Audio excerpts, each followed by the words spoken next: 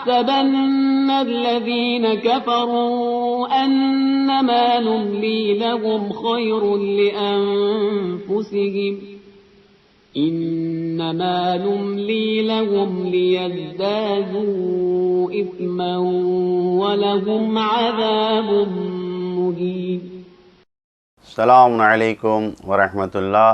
استقبال ہے تفسیر نور میں آپ کا، قدم بقدم آگے بڑھتے ہوئے سورہ آل عمران کی 178ویں آیت آپ نے ملاحظہ فرمایا، اس کا بقیہ حصہ، بقیہ تفسیر آج اس کے پیغامات ملاحظہ فرمائیں۔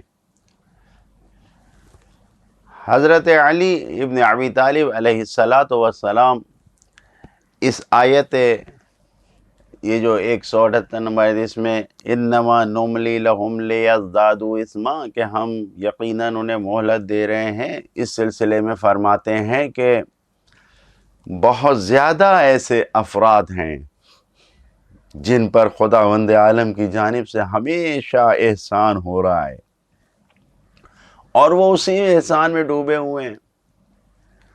بہت سے ایسے لوگ ہیں کہ جن کے گناہوں پر اللہ نے پردہ ڈال رکھا ہے، پھر بھی وہ مغرور اور گھمنڈ میں ہیں، مغرور بھی ہیں، گھمنڈ میں ڈوبے ہوئے ہیں۔ اور بہت سے ایسے ہیں جن کی مدح و ثنا کی گئی ہے تو وہ تعریفوں کی وجہ سے عشق میں ڈوب گئے ہیں۔ لیکن اللہ تعالیٰ نے کسی بھی بندے کو املا یعنی مہلت دے کر جو امتحان لیا ہے، ویسا امتحان کسی چیز کے ذریعے نہیں لیا گیا ہے۔ مہلت کے مقابلے میں کوئی چیز نہیں ہے۔ خداوند عالم نے اپنے بندوں کو جو مہلت دے دیا ہے، اس مہلت کے ذریعے جو بندوں کا امتحان لیا گیا ہے، ایسی کوئی چیز نہیں ہے۔ مولا متقیان کے اس کلام کے ساتھ جو اس آیت میں پیغام ہیں، پیغامات کو ملاحظہ فرمائیں۔ پہلا پیغام یہی ہے، کفر، کافر ہونا، کفر حقیقت کو پہچاننے میں بہت بڑی رکاوٹ بنتا ہے۔ سچائی اور واقعیت کیا ہے، اس کو سمجھنے اور اس کو جاننے کے لیے کفر رکاوٹ بن جاتا ہے۔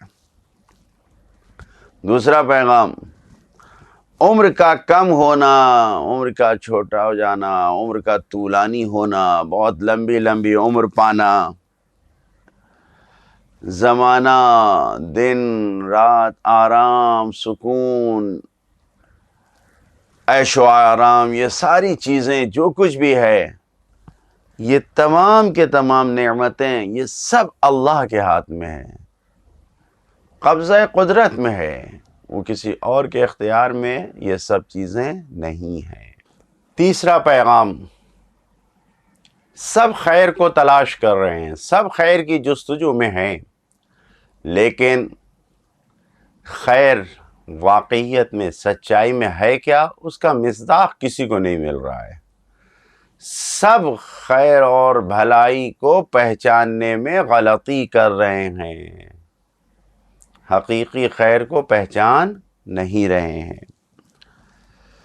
چوتھا پیغام، اللہ کی طرف سے ملنے والی مہلت یہ انسان کے محبوب ہونے کی علامت نہیں ہے کہ خداوند عالم نے اگر مہلت دے دیا ہے تو یہ اللہ کا بڑا ہی محبوب بندہ ہے، اس کی پہچان نہیں ہے۔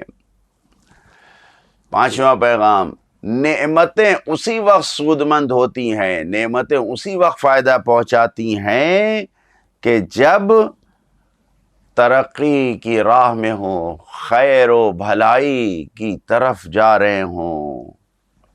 اگر شر اور برائی کے ساتھ ہوں گی یہ نعمتیں تو یہ فائدہ پہنچانے والی نہیں، سود مند نہیں ہے بالکل بھی۔ خیر کے ساتھ اگر ہیں تو فائدہ پہنچائیں گے۔ چھٹا پیغام، طولانی عمر کا پانا، لمبی عمر کا پانا اہمیت نہیں رکھتا ہے، بلکہ عمر سے فائدہ اٹھانا یہ اہمیت رکھتا ہے کہ انسان اپنی عمر سے کیا فائدہ، کتنا فائدہ اٹھا رہا ہے، یہ دیکھنا چاہیے۔ فرزند رسول حضرت امام زین العابدین علیہ السلام دعائے مکارم الاخلاق میں فرماتے ہیں، فَإِذَا كَانَ عُمْرِي مَرْتَعًا لِلشَّيْطَانِ فَاقْبِضْنِي إِلَيْكَ، اے میرے پروردگار، اے میرے اللہ، اگر زندگی شیطان کی چراگاہ بن جائے تو مجھے اپنی وارگاہ میں واپس بلا لینا۔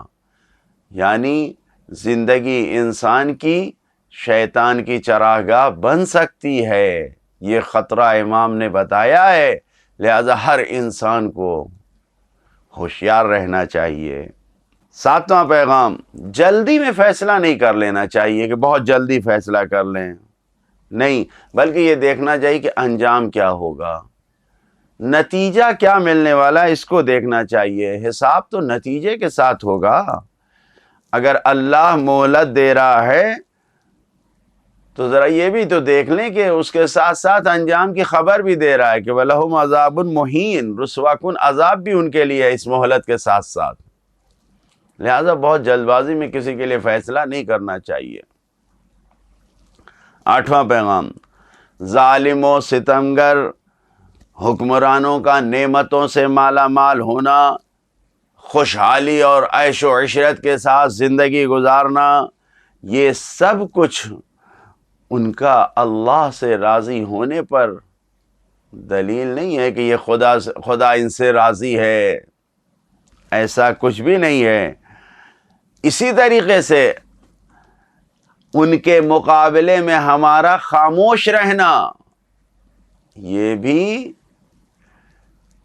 کسی خیر کی دلیل نہیں ہے۔ غور فرمائیں۔ نواں پیغام، آخرت کی سزائیں درجہ بدرجہ، مرحلہ بمرحلہ، طرح طرح اور نئے نئے انداز اور نئے نئے قسم سے ہر انسان کو ملے گی، درجہ بدرجہ، ایک طریقے سے نہیں ملے گی۔ مثلا اگر کہیں پر گزشتہ آیت میں کہا کہ عذاب علیم، ان کے لیے دردناک عذاب ہے، اس آیت میں کیا کہا جا رہا ہے؟ عذاب مہین، رسوا کن، خار کرنے والا عذاب ہے۔ تو سب آخرت کی سزائیں الگ الگ ہیں۔ عملی زندگی کے لیے بہترین پیغام یہ ہے کہ انسان کو زندگی میں اپنی عمر کی قدر کرنا چاہیے، اپنی گزرتی ہوئی عمر کی قدر کرنا چاہیے، اس کو کام میں لگانا چاہیے۔ سستی اور بیکاری سے عمر گزارنے والا انسان ہمیشہ ناکام رہتا ہے۔